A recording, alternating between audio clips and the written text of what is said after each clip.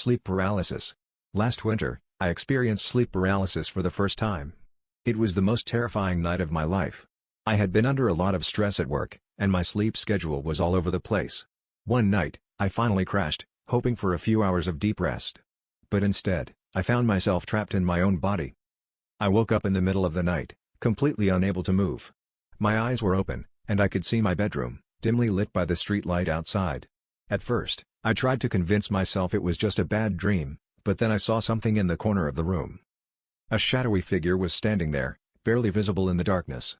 It was tall and unnaturally thin, with elongated limbs and a head that seemed too large for its body. I tried to scream, but no sound came out. My heart was pounding, and I could feel the sweat dripping down my face. The figure began to move, gliding silently towards my bed.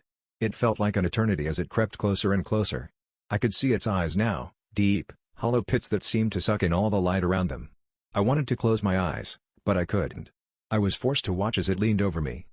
It reached out with one long, bony hand and placed it on my chest. The pressure was unbearable, like a weight pressing down on my ribcage. I couldn't breathe. The figure's face was inches from mine, and I could feel its cold breath on my skin. Then, it spoke. Its voice was a low, guttural whisper that seemed to echo inside my head. "You can't move. You can't scream. You are mine."